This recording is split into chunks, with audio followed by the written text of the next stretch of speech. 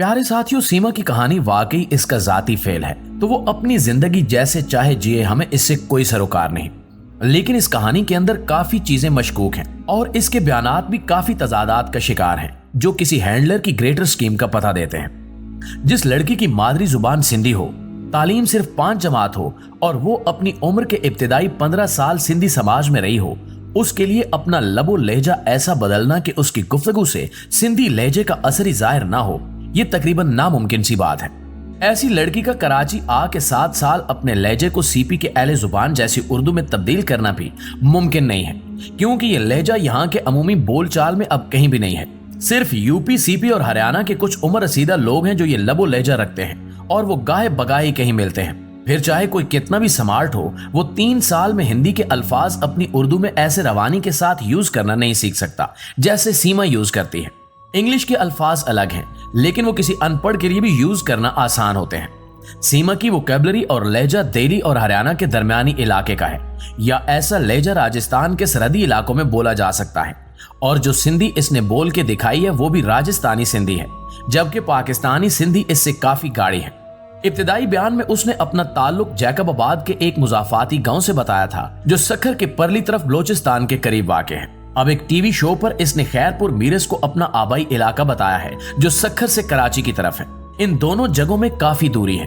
सीमा ने अपना कोई वाज़े निशान पता भी नहीं दिया जहां इसे कराची, जैकबाबाद या खैरपुर मीरस से ट्रेस किया जा सके। ना ही लोकल मीडिया ने अभी तक इसका कोई सुराग लगाया है।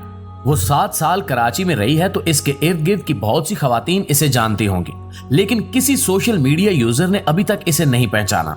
और अगर इसने अपना घर 12 लाख में बेचा है तो ऐसा सस्ता घर सिर्फ कराची के इंतहाई मुजाफाती इलाकों में ही हो सकता है, जो बिल्कुल गांव जैसे ही होते हैं। और इन मुजाफात में इंटरनेट की इतनी अच्छी सहूलत कहीं भी मुयसर नहीं होती जिस पर आसानी से और तवातुर के साथ पबजी खेली जा सके। मुयसर हो भी तो बिजली की हालत इंतहाई मखदूश रहती है। हिजरत करने से पहले एक बार वो अकेली नेपाल गई है, वहां शादी की, फिर वापस आके मुकम्मल तैयारी के साथ गई। सवाल यह है कि जिसके आगे पीछे कोई ना हो, वो किस हौसले से और किस बहाने से अपने 4 बच्चे किसी गैर के पास छोड़ के गई होगी।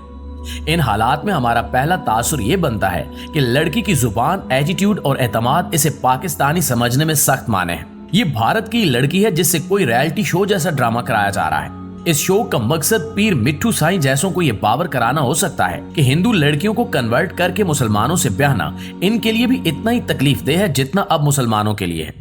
बिलफर्ज इस लड़की की शनाख्त साबित हो जाती है कि वो पाकिस्तानी ही है और मामला बिल्कुल क्लियर मोहब्बत का ही है, तो हमें ये मानने में कोई आर नहीं कि गरड़ी में लाल की तरह गरीब के झोंपड़े में भी ऐसे काबिल और बाहिम्मत लोग पैदा हो सकते हैं जो कुछ करने की ठान लें तो किसी भी नामुमकिन काम को मुमकिन बना लेते हैं।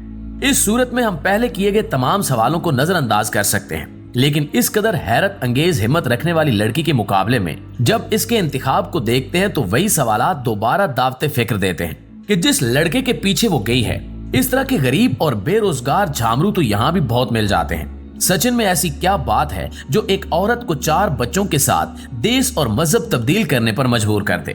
नाज़रीन ग्रामी, हम गरीबी और ज़ाहिरी शबाहत को भी छोड़ देते हैं। इंसान के अंदर कोई हुस्न या कशिश का उनसर होता है तो वो सिर्फ उसकी गुफ्तगू से जाहिर हो सकता है, और वो लड़का अब तक ऐसा एक लफ्ज भी नहीं बोल सका जिससे कोई मुतासिर हो सके, बल्कि वो ऐसे बैठा है जैसे कनातें लगाने वाला फंक्शन खत्म होने के इंतजार में होता है।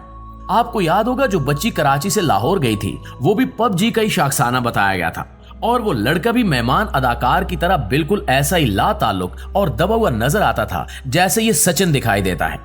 और बाद में इस केस का लिंक कुछ नामालूम बर्दा फरोशों की तरफ मंसूब हुआ था। अब इस केस के 3 पहलू हो सकते हैं।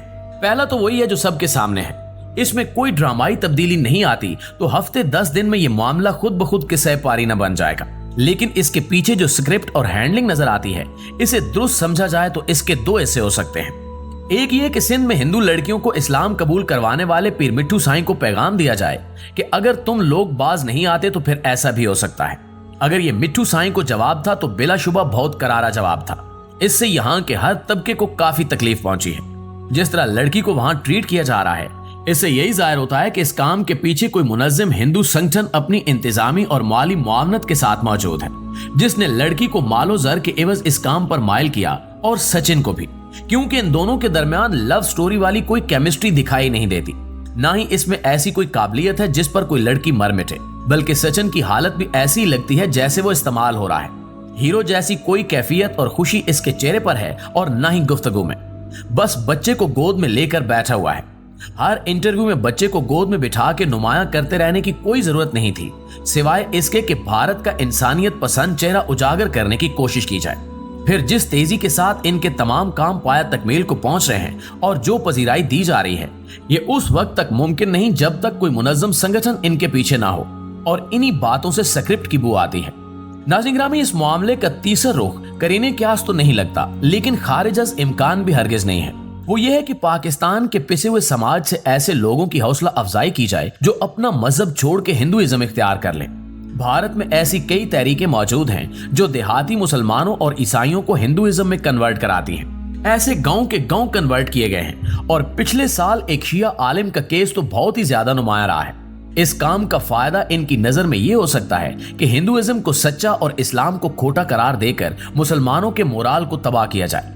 इसका असर आपको यहाँ फेसबुक के उन ब्लॉगर्स में भी नजर आता होगा जो आए दिन भारत को कदीम साइंसी और इल्मी रियासत के तौर पर मनवाने के लिए हींग रहे होते हैं। हमारे इदारों को इस मामले की तहकीक करनी चाहिए कि वो कहाँ रहती थी, किन हालात में थी, किन लोगों के जरिए और मुआवनत से वो नेपाल के रास्ते गई, उसके एयरलाइन टिकट्स भी ट्रैक करने चाहिए, और देखना चाहिए कि कोई बाकायदा तंजीम तो इस काम के लिए यहाँ मुतहरिक नहीं है। बिलखसूस किसी ने इसके बच्चों को यरगमाल बनाकर इसे ब्लैकमेल करके तो इस काम पर मजबूर नहीं किया, और वो गरीबनी ममता की मारी ब्लैकमेल हुए जा रही हो। इस दाल में कुछ न कुछ काला जरूर है। इसलिए भारतीय सिफारत खाने से शादी के लिए वीजा लेने की बजाय जो नेपाल का कॉरिडोर इस्तेमाल किया गया है, इसके बारे में पूरी दुनिया जानती है कि यह भारतीय एजेंसी का ही कॉरिडोर है। शादियों के मामलात हमेशा सिफारत खानों के जरिए होते हैं, लेकिन इन्होंने अपने सिफारत खाने को जानबूझकर इस्तेमाल नहीं किया ताकि ऐसे मजीद केसेस सामने आए या कोई जबर का उनसर पकड़ा जाए तो इनकी सरकारी हैसियत पर सवाल ना आए।